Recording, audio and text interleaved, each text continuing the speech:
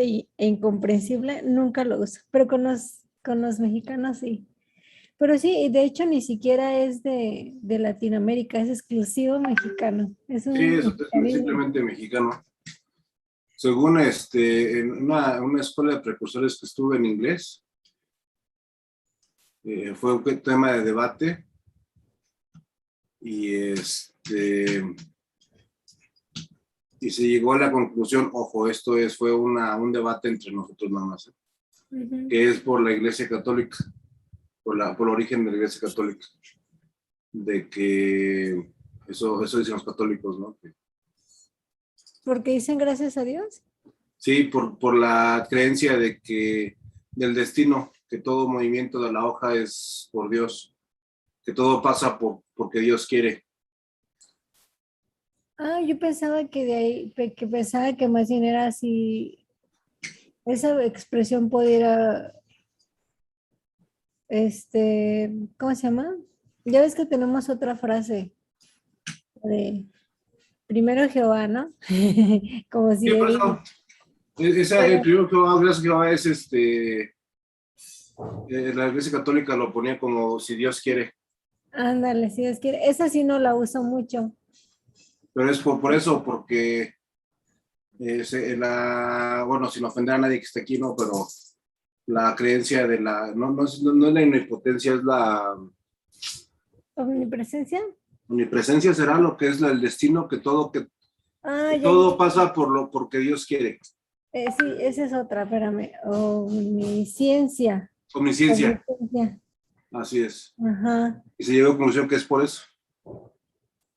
Y, ojo, fue un debate personal entre varios precursores de la clase de precursores y los instructores que venían de Estados Unidos, y había dos de circuitos en la clase de precursores. Pero sí es totalmente mexicano, no hay ninguna otra cultura lo dice. Sí, fíjate que como, bueno, como yo me crié en una familia en la que desde la generación anterior, bueno, mi papá sí fue, fíjate, papá fue de todo, católico, mormón. Mi papá desde chiquito tenía una inclinación espiritual fuerte y él le buscó en todo, en varias religiones, desde muy joven anduvo investigando, ¿no? Mi mamá sí, desde muy, muy chiquita, ella, desde bebé ella se crió, con los testigos de Jehová. Fíjate que para mí, sí, primeramente Jehová no me gusta mucho, se acostumbró uno de chiquito, pero luego lo eliminé de mi ¿cómo se llama? Vocabulario, porque sí me daba esa sensación. Pero el gracias a Jehová tiene a mí un concepto un poquito diferente, Sí, sí, porque, digo, eso. pero sí es cierto que a veces pudiéramos sonar muy copiones. Ah, eso pudiera sonar copiones. Sí, lo que pasa es que decía ya, la conclusión que llegaron los de circuito fue muy sencillo. Si realmente lo dices porque lo De sientes, corazón. pues está bien, ¿no? Sí, eso Porque sí ellos es. decían, a ver, y si estás mal, es gracias a Jehová. Exacto. Entonces decía, si lo sientes, está bien. O sea, pero bueno, that's another story. Ya, ya, A todos se bueno. les hizo tarde, Sí, solo estamos tres. Ya incluyéndome a mí. son. Hello, Jesse. Hello, morning. Isaac, long time no see, bro. Hi. Yeah, no. So, But I'm back. very good, excellent. Let me see. Send a message to the chat. I were in class. Where in class?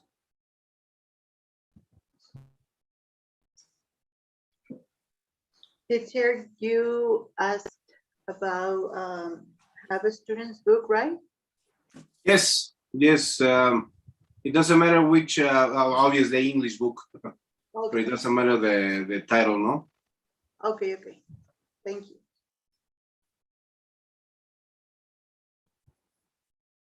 Pues no.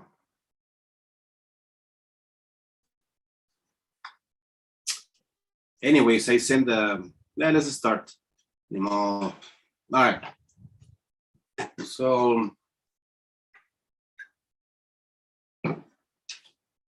today we're going to talk about analyzing textbooks. This is a very important topic because we as a teachers, unless you have your own school, you will be forced to teach according to somebody else's program, correct? Now, for example, if you go to, I don't know the names of the schools in Salamanca, but había uno en el centro, no, prepa, anyways. So, and they have their own program, right, Jesse? So if you teach for them, they will give you their program. So English teachers must be able to know the characteristics, or listen to me, the ideal characteristics of a textbook, right? We're going to discuss different features about it because there are many features to take into consideration that makes it or makes not ideal the program, okay? But first, let's talk about we as a teachers, what kind of teachers we are, okay? So, introduction, who needs a textbook?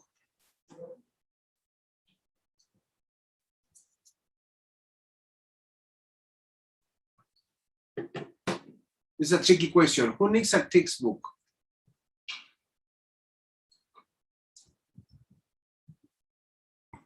Karen?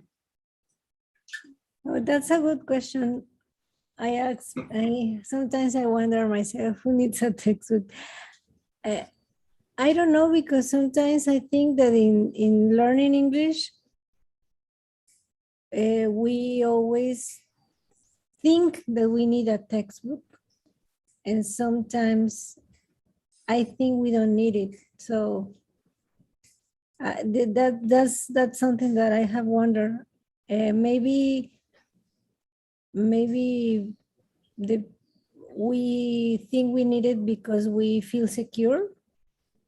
I don't know. I would like to. I think we feel secure because we have something to attach. I don't know. That what you have said, Karen, it's actually answer number one.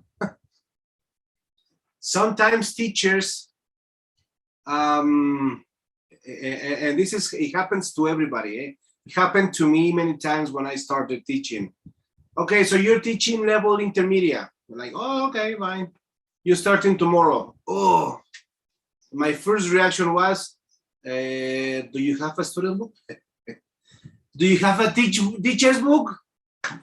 Because you feel insecure. It's normal. It's part of being human, okay? So this is the answer number one. So who needs a textbook? The one that believes that needs one. See my point? Who needs a textbook? A teacher that believes that needs a teacher, okay? Listen to these two gurus of teaching. This is this is 40 years ago, but it's still the same controversy. Can you read this, Isaac? Okay. For years, methodologists have been arguing about the usefulness of course books, questioning their role, defending their use, warning that they act as methodological strategies. Straight jackets. You know straight jackets? Yes. No. When you're crazy, te vas al manicomio, te ponen un straight jacket. Una camisa de fuerza. Okay. It's been controversial. Some guru says that having a teacher's book is good. Some others say it is good, but if you follow it as a recipe, it will limit your teaching and so forth. Okay. So what are the benefits? Let's talk about the pros and the cons. Can you read the benefits, Jesse? Do you hear me? The benefits. Okay. Benefits.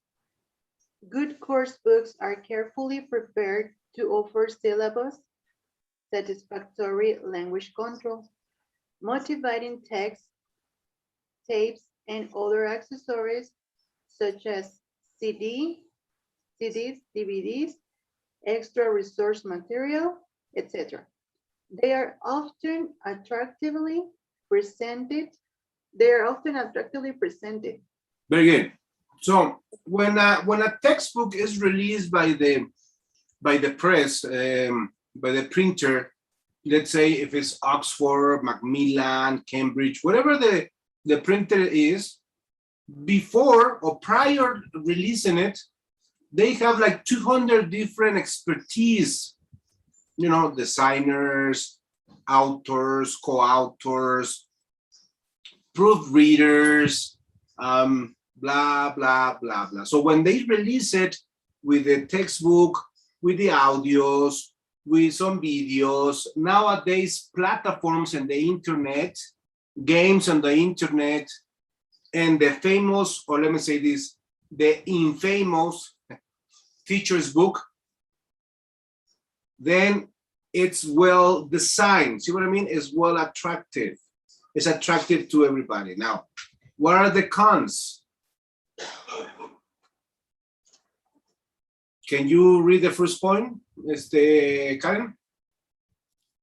Yes, restrictions. Course books impose learning styles and content on class and teachers. Very good. So they impose you to follow some styles, to follow some sort of intelligence, etc. Next one, yourself, Karen. They aren't designed for local situations. That's right. Very, very important and very true. They have the title, A Trip to Las Vegas. The poor kids haven't gone to Querétaro or Mexico City, you know. So it's not designed for local situations because they have the printer, whether Macmillan or Oxford, they have to be very neutral. So it's not, they don't know exactly the situation of our students. That might be a problem. Can you think of another restriction?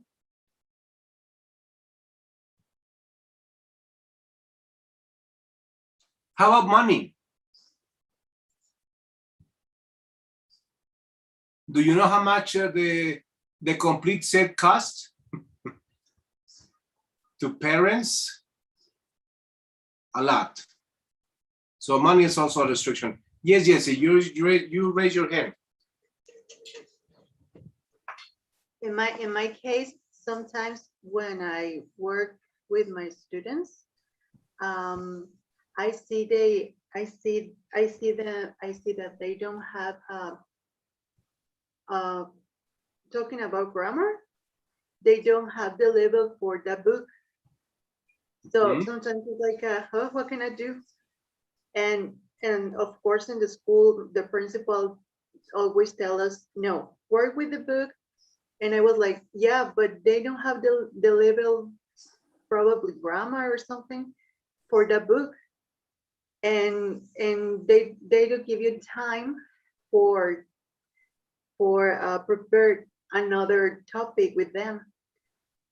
I think it's one of this problems in my case.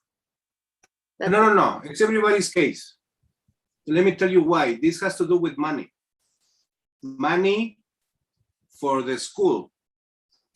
See, what happens is the school has a discount or a special discount for books, no? For example, in my case, I am Cambridge, so all the press or all the books from Cambridge, I have 30%. So it's not really that much if you sell one, but if you're in an institution that has like 600 students, you multiply your discount times 600, it's a lot of money. So it's the owners of the schools, they don't really think about the level.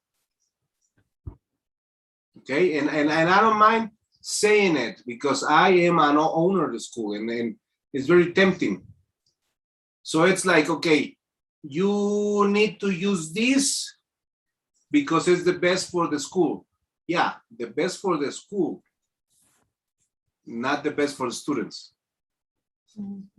Or the school is not investing enough money to have enough English teachers, so you will teach segundo de secundaria.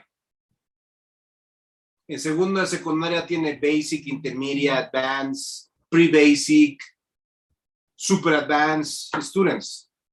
So you can have one student's book because they have different levels, right? And so what you have said is actually everybody's thing, everybody's case, because we don't, like I said at the beginning, unless you have your own school, you're imposed to use the program that everybody or the school is using, no? Okay. So this is the pros and the cons. Who decides? The institution, number one, the type of course, and that's it. Okay, so, but before moving along with the student, or excuse me, with the book, let's talk about us as a teacher, okay?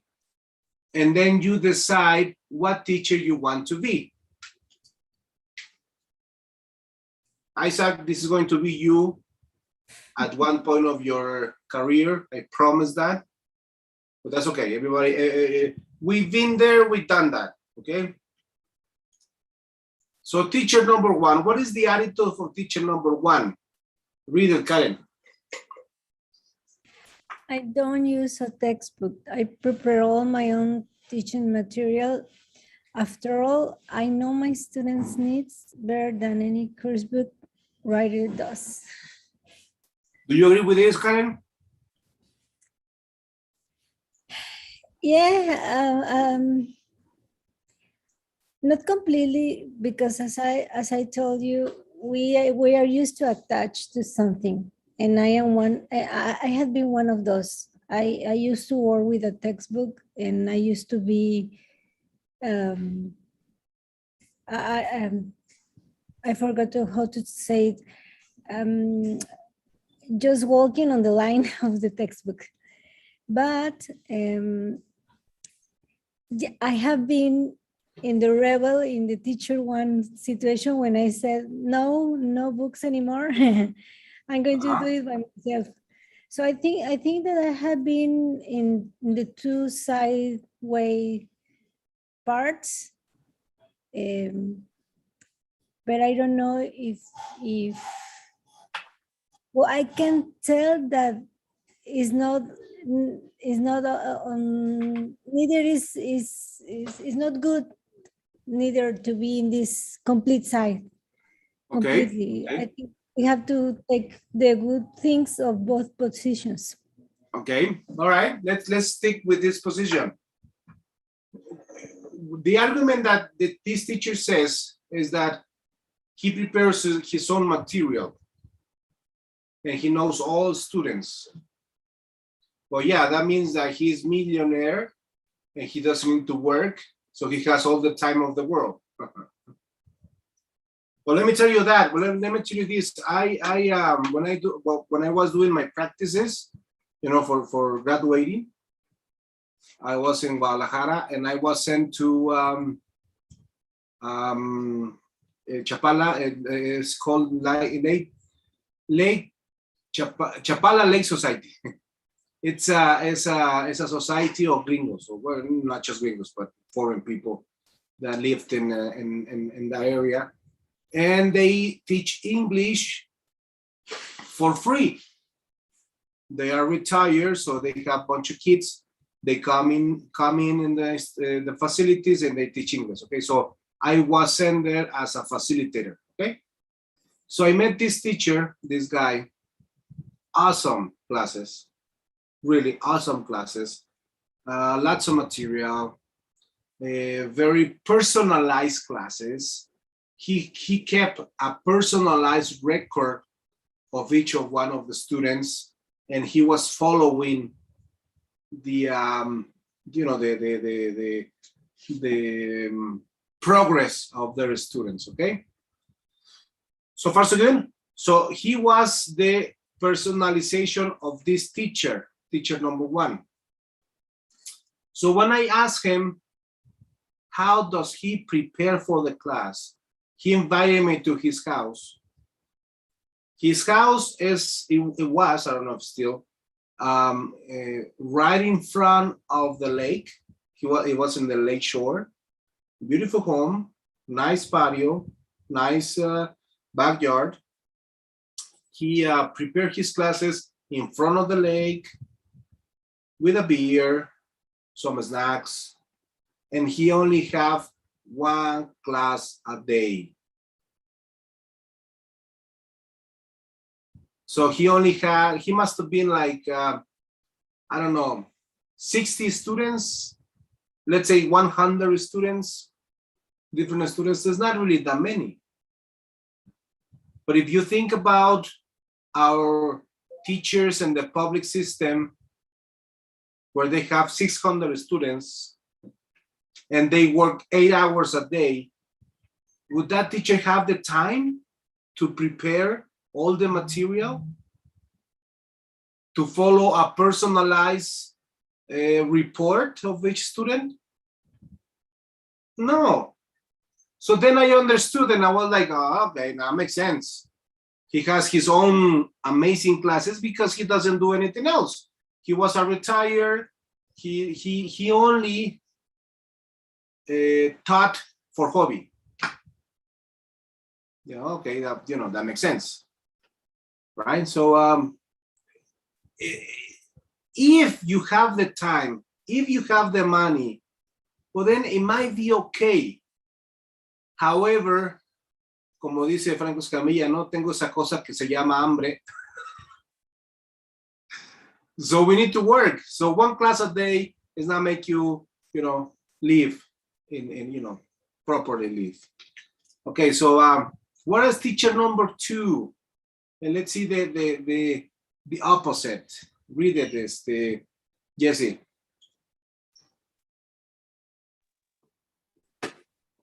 Teacher number 2. I couldn't teach without a textbook. I used it just like a recipe. Okay. Follow it page by page. You can go wrong. Have you seen the teacher's book? You open the teacher's book, and then on the right is the student page, and on the left is the lesson plan for the student page. It gives you what to say word by word, the time, and what activities to do. Now, if you follow it as a recipe, what could happen to your class?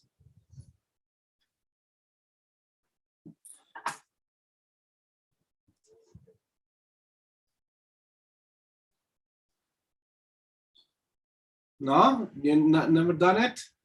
A ver, Karen. Well, I think that maybe we will not be aware of the progress of the students if they understand, because we are just doing like a recipe. We are not, we are following the instructions and fulfilling what we have to do, but we can, in doing that, we can lose the concentration to give each one of our students what they need individually to understand and learn the English properly. And I think that sometimes, well, not sometimes, many times the class get bored. Many times the class became boring because Exactly. These 2 reasons. Number 1, It's not going to be personalized because you just want to cover the class, period.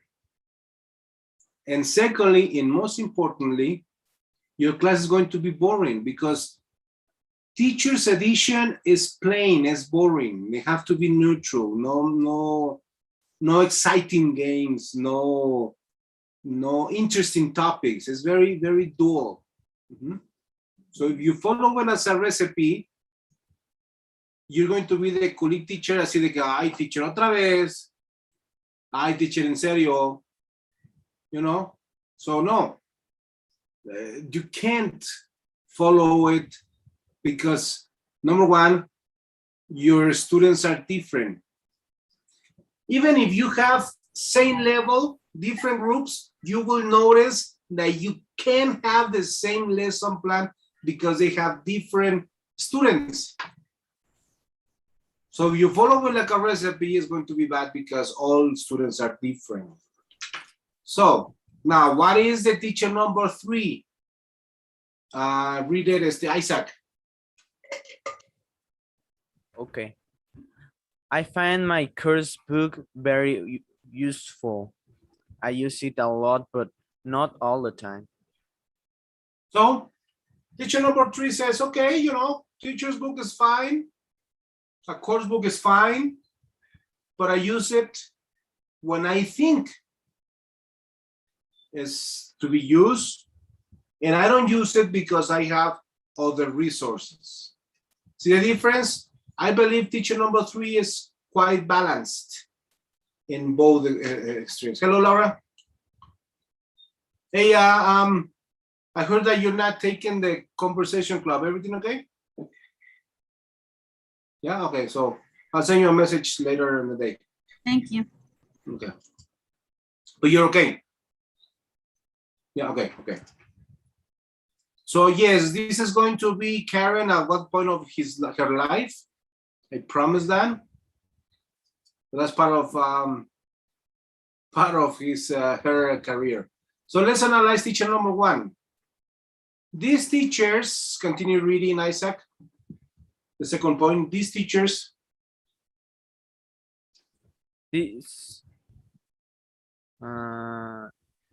Second point. Second point, these English teachers can generally fall into these 2 categories. Yes, continue. Okay.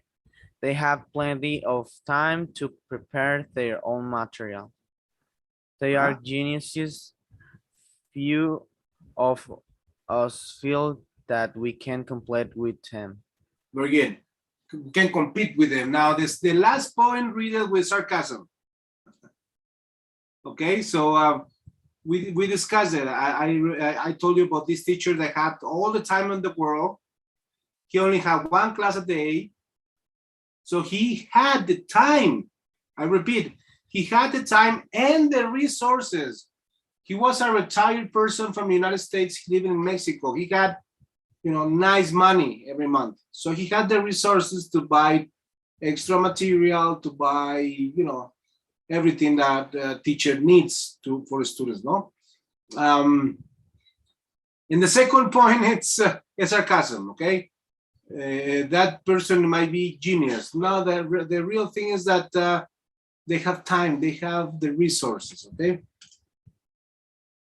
So now what is the conclusion? Read it, Laura, where it says, of course. Of course, every teacher feels the need for some freedom. We have our own personalities. Hence, the same lessons almost always has to be taught differently. Very good. So every teacher has his own personality. Yes, we give that to teacher number 1. So if you have a lesson plan, different group, you might have to teach it differently. Even the mood of the teacher influences. You agree with me?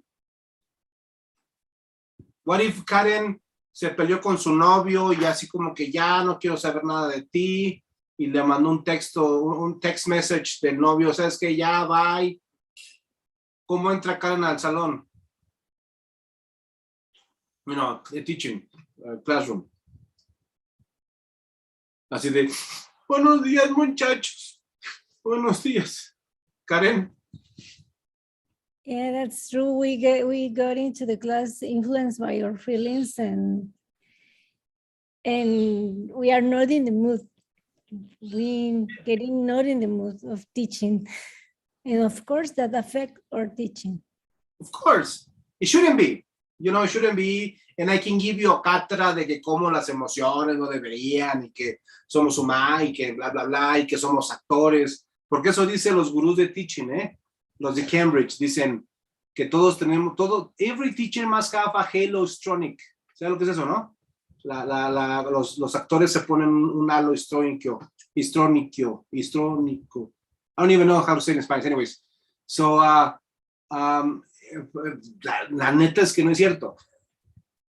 You might be really good at your emotional intelligence, but if you have a problem, it will affect your teaching. That's, you know, it's normal, it's human. Okay, so that's why the balance is, yes, you might have the time, yes, you might use a course book, but you need to educate, listen to me, educate and have your personality sharp for your teaching. Okay, personality influences. Yes, this is going to be Laura at one point of her teaching career, I promise that. But, you know, it's part of it. What about teacher number 2? Can you read this, Isaac? Oh no, we read that. The second point. Which says there is no. Isaac? Okay. The second point, Yes, please. there is not such thing as the perfect textbook. Different culture, no feasible for local situations. Okay, pause there. So there is no such thing as a perfect textbook. Do you agree with me? Yes, every printer, again, whether it's Oxford, Cambridge, all of them are okay. And all of them are going to tell you this is the best because blah, blah, blah, blah, blah. Because we have the best authors, because we have the same designer. But there is no perfect, because we have different culture. Even if we live in Mexico, we have different culture within the same country. There's no feasible or no adequate for local situations. Okay. Can you think of another reason why there is no such thing as a perfect textbook? Because we are not perfect too. Thank you. Some of us were almost perfect and extremely sexy, but yes, we're not perfect. Thank you, Isaac. Very good. We're not perfect, and therefore we can have a perfect textbook. How about money? Money influences. I'm sorry to say that, but money influences. I let's say, no, ya como 15 años, like 15 years ago, I was hired to La Salle, Celaya, for as a consultant. They were changing textbook. They were changing program. So estaba de moda ponerle escuela bilingüe, que por cierto está mal ese término, pero bueno, escuela bilingüe. So they were changing the program, and I was sent to evaluate some of the programs. And the first program that they presented to me, it was a really cool program from the United States. You know, it was English as a second language, no? So lots of reading, lots of resources, and to give you an idea, these were the textbooks that gringo kids study in the United States. Okay? So the consejo and the owner were really excited because it's escuela bilingüe with gringo books. You know what the problem was? And I didn't approve it. Me as I wasn't taking the decision, but it was a consultant. In my report, I said this is not feasible for your school. ¿Por qué? ¿Por qué se imaginan?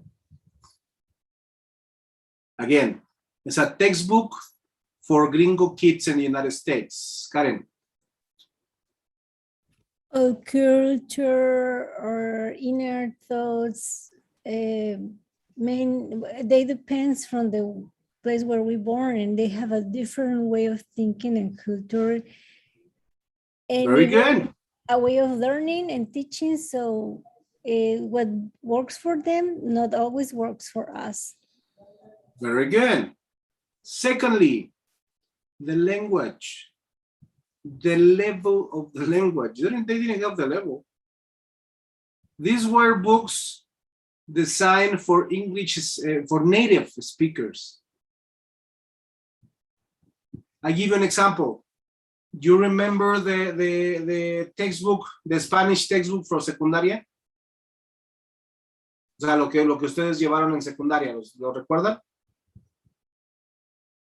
¿Más o menos? Bueno. ¿Creen ustedes que con ese libro pueden enseñar español a un americano? No. Ese libro está diseñado para que tú, hispanohablante, pulas tu lenguaje. That was a problem. And I said, Miss, I'm sorry, but your book is not feasible. Oye, pero que mira, que el precio, que podemos competir con las escuelas gringas. Lo que sea, Miss, pero la vas a regar. So, yes, there is not such thing as the perfect textbook. It says, what is the conclusion, Laura? A teacher can be? A teacher can't be exclusive for a textbook. Many teachers who say that they do often underestimate their own capacity. Very good. Rule number 1, teacher cannot be married to a textbook, period. The teachers that they do, like, ¿quién fue, Karen o Jessie? Dijo al principio, you feel insecure. Normally, a teacher that says, I am married to the book, to a certain book, is because they don't believe in them and their capacity. Think about it. So, what is the best attitude? Teacher number 3, read it. Karen, you here? Yeah. The second point, right? Yes, please. Every time a teacher says something that is not in the book, he or she is demonstrating one of the most important qualities a teacher can have, judgment. Do you agree with this? Yeah. Of course. The title of the textbook says, A Trip to Las Vegas. And I know my kids haven't gone to Mexico City. So then I change it, or I adapt it, or transform the information according to my kids. So that means that I have judgment, that I decided to change it because according to my local situations. See the point? Cool. So find a balance. Yes, Karen. I just want to say that you made me think a trip to Acapulco. All the kids will get excited, and we will take their attention. We will catch their attention, and we will. I think they will be more willing to learn, and we will be able to get the point with them. I just give me an idea, and I wanted to share it. No, it is. And thank you for sharing that. It is like that. According to your local situation, you live nearby Acapulco. So if you mention a trip to Acapulco, students will actually, enjoy it and identify the class with them. Isaac lives in Irapuato, correct? No, where you live? Monterrey City. Monterrey City. I thought you were in Irapuato for some reason. Anyways, you're A from trip Monterrey. to So, Houston. sorry? I was thinking to Houston, to San Pedro. Yeah, exactly. I was going to ask you that. What is the nearest city across the border? That was Houston? No. Oh, Laredo. Laredo? Okay, Laredo. So, a trip to Laredo. I imagine the malls are better than Laredo. No digo nada de Monterrey porque es a beautiful city, pero the gringos are different. Let's just put it that way. So yes, you will adapt your own program to your own situation. That's the point. Okay, so what is the balance? The balance. Teacher number 1, Isaac. When finding a balance, it isn't such a bad idea. Very good. Teacher number 2 is Laura. Teacher can't be a slave to a textbook. Very good. And teacher number 3, Jessie, are you here? Yes, I'm here.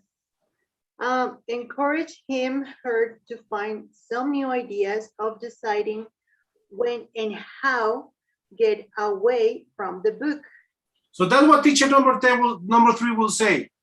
Okay, so I'm going to find new ideas and some reasons to decide when and how I will change, adapt, or even delete the part of the book for my students. I once taught in a colegio many years ago. Uno de esos legionarios, ¿sabes? English. So they have it was a very complicated book. So what I did, my students didn't have the level. So what I did, it was my program y el student's book. So I taught my class y todo lo de student's book era tarea.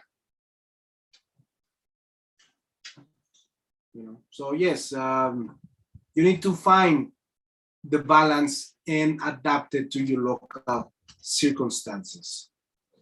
At the end of the day, a textbook is only a didactic aid.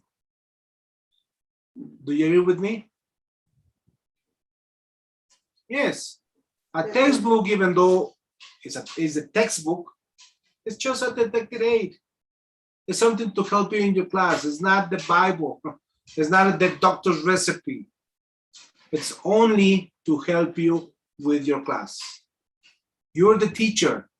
You're the one to decide how to use it, when to use it, and what to teach at the end of the day. Okay? So I'm going to have what time is it? 11:03. Okay, so let's do a dynamic. This is, you want to take a pee break or we do the dynamic first? Okay, let's take a dynamic. Okay, so I'm going to divide the class into, let me start sharing, into pairs.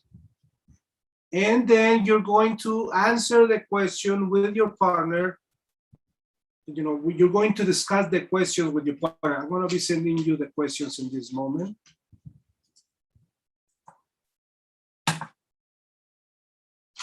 let me send it to you.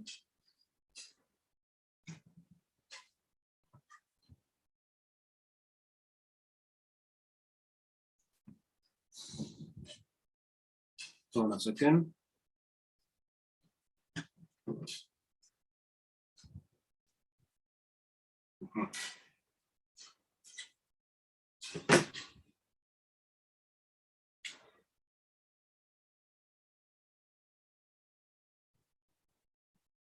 Alrighty. Future teachers. Come on, come on, come on, come on, come on. Yes.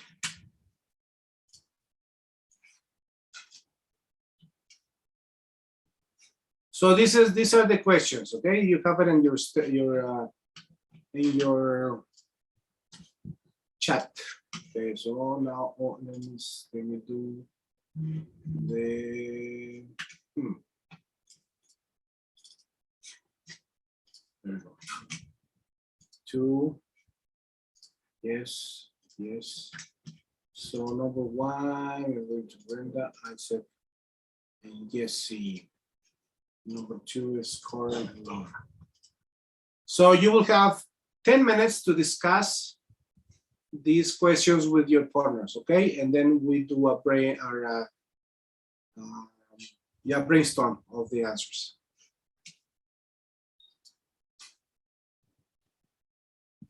Okay.